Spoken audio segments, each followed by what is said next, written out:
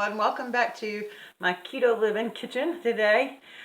We are going to be making something that I really love and didn't think I could do it anymore because of the sugar and stuff in it, but I have a recipe now. And we are going to be making sesame chicken over vegetables. And I can't wait to get started for it. So if this is your first time joining me at my Keto Living, please think about subscribing and by hitting that button over there. And don't forget to tap the bell so you can be notified every time I upload a new video.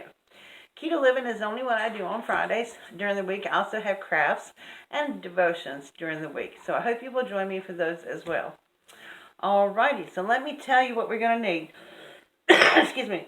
I am using boneless chicken thighs. And you're going to need some vegetables. I'm using broccoli and shredded cabbage. I'm using some onion. And I'm using some Fresno chilies. And then for the dry ingredients, what you're going to need is some toasted sesame seeds, some ginger. If you have fresh, that would be good, but if not, that's okay. I'm using a little bit of cream of tartar, some brown sugar swerve, some vinegar, some baking powder, and some sesame oil and minced garlic. Alright, so I'm going to put you down here and we'll go ahead and get started. Okay, first thing we're going to do is prep our chicken because it needs to sit for a few minutes. And I am using boneless, skinless chicken thighs. And all I'm going to do to them is cut them up into about 1-inch pieces.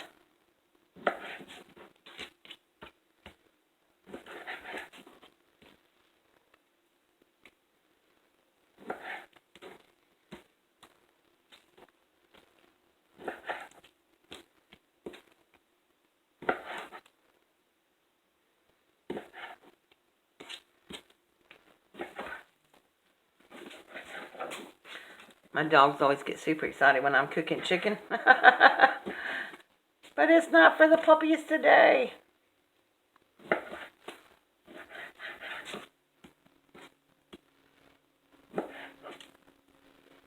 Okay. I may not cook that third one. I may just save that for something else. Because I am only cooking for me. Now, if you're making this for more than a family of 2 or 1 like myself, then you need a pound of chicken. Oh, I might as well cut it because I can eat it for lunch tomorrow. Eat my leftovers. So you're going to start with a pound of chicken thighs, or you can use chicken breasts if you want to. I use chicken thighs because they have a lot more flavor to them, and I like them better. Unless we're stuffing. Okay. So that's all that. Then we're going to take a little bowl and put these in here. I'm going to give my hands a quick rinse because we don't want any cross-contamination.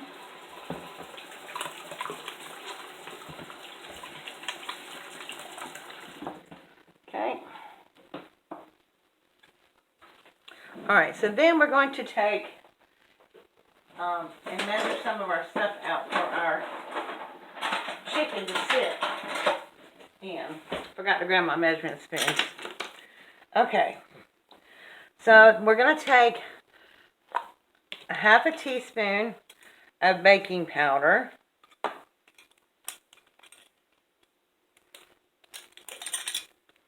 And we're going to put that in there. Just going to sprinkle that over our chicken.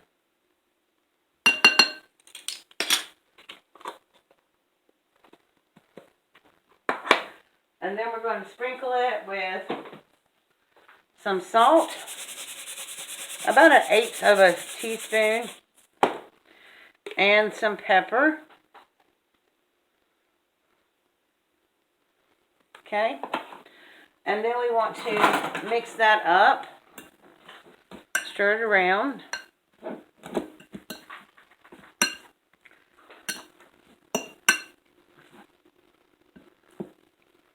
Okay, and then we're going to get our cream of tartar. This is a new one. I haven't even opened it yet.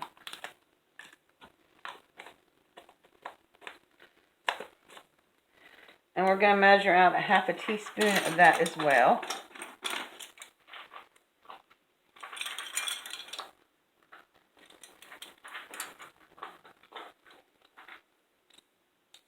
Well, if I can get my measuring thing out here.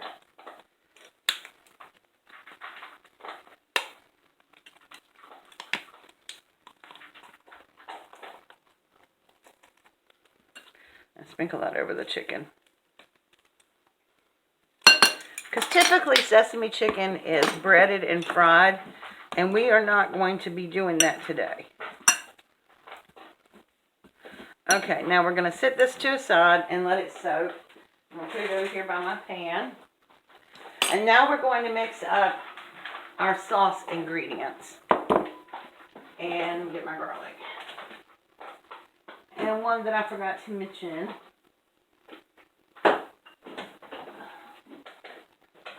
Okay. So we're going to need, get it open. We're going to need a teaspoon of garlic, minced garlic, or 2 cloves, one or the other. We're going to need a teaspoon of low sodium soy or of liquid aminos. I'm using low sodium soy tonight because I'm out of my liquid aminos. We are going to use, leave this out of here, a half a teaspoon of ginger.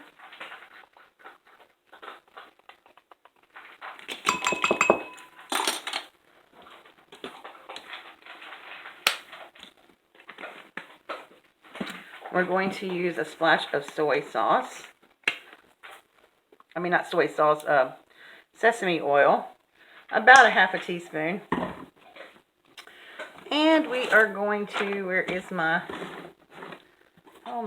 here it is. My xanthan gum.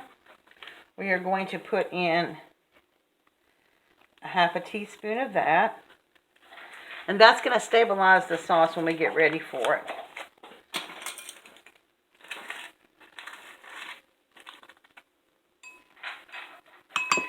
It's going to make it get a little thicker. Okay. Then we're just going to add a splash of vinegar. Probably about a half a tablespoon. And we're going to add 2 tablespoons of chicken bone broth.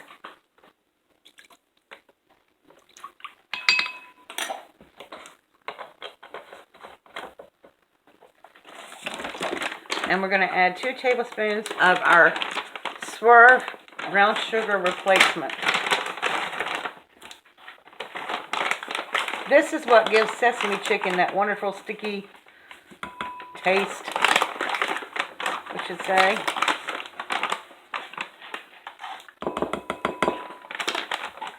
Okay. And now we're just going to mix that up. I'm going to find my little, whisk.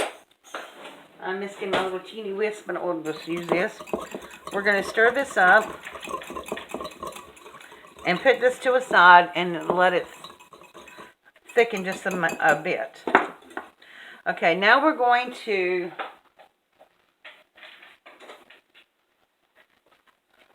put our chicken on. Let me get some of this out of the way. We're going to put our chicken on and brown it. We're going to cook it in some sesame oil and olive oil just until it cooks about through. Okay, so while the chicken is starting to cook and brown, we're going to prep our veggies. Now, I love the little Fresno chilies. They're not really that hot, but they had really good flavor. If you watch my keto haul, my grocery haul, I told you I like to keep these little bags right here for just this right here. Just to seed and put in some vegetables in a bag and then tie it off before I put it in my garbage. That smells good.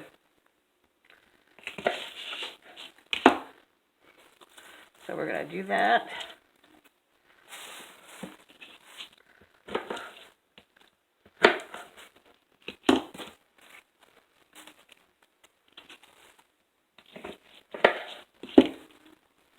Okay.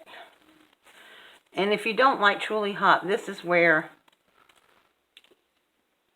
the seeds, the heat lives in the seeds.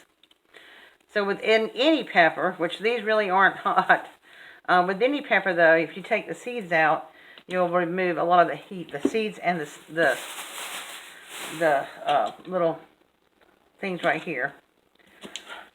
But I like them, so.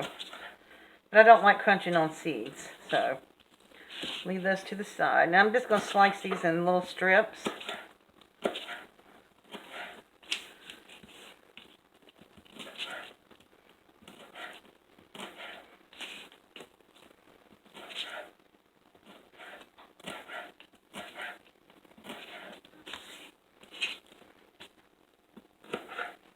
Now I usually use green onions, but for 2 weeks, the grocery stores have been out of green onions, and I have looked at several grocery stores and haven't been able to find them. So I am just going to use regular onion, but not quite as much. So I'm just going to chop up a little bit of onion. Now usually what I've been doing is buying one big onion and making that last for all my recipes for the week. And so far it has really worked out. I really haven't had to had any need for them. And it's just, like I said, me. So I don't really put that much in there anyway.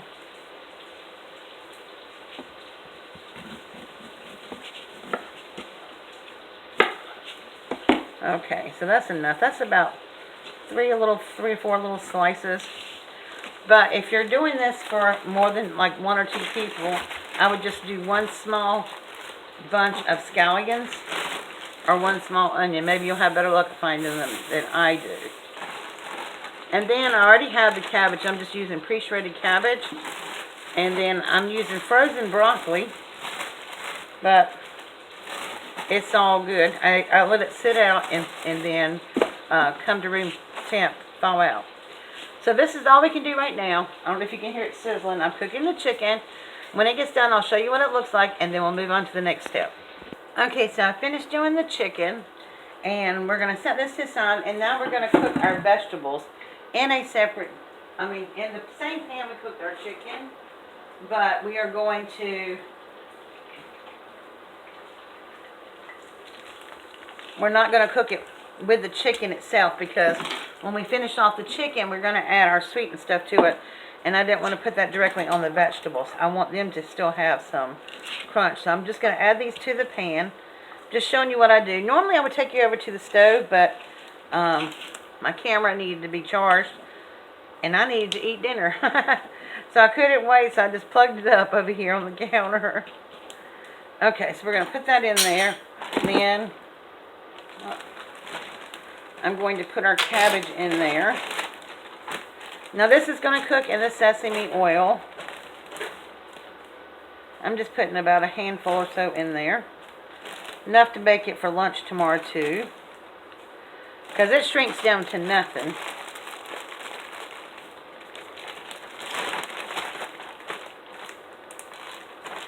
And then some of our broccoli.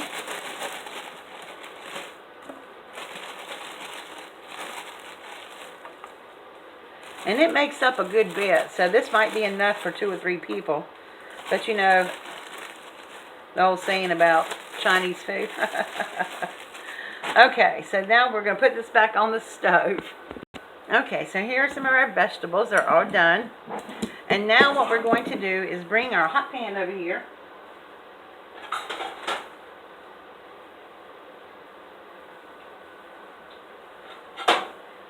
And it doesn't matter if, I want you to see the process. If you have a few pieces of cabbage and stuff, and vegetable stuff in it, it's okay. We're going to pour that back into the pan. And then we're going to give our sauce a little whiskey again because it's thickening up already. You can see how nice and thick that's getting. And then we're going to pour it over our chicken. Make sure to scrape every bit of that goodness out of there. Okay. And we're going to stir our chicken up and then heat it in there. Then when I come back, we'll just serve it over the vegetables. Okay, we are through, man. You can see that lovely sticky coating on there. So I'm just going to take some chicken and lay it on top of our vegetables.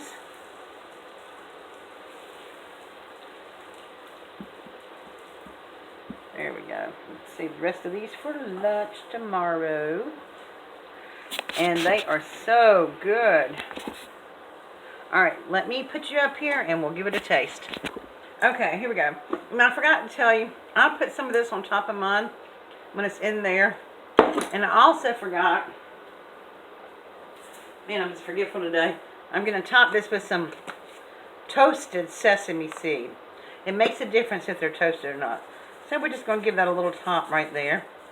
That way we'll know it's sesame chicken, right? Alright.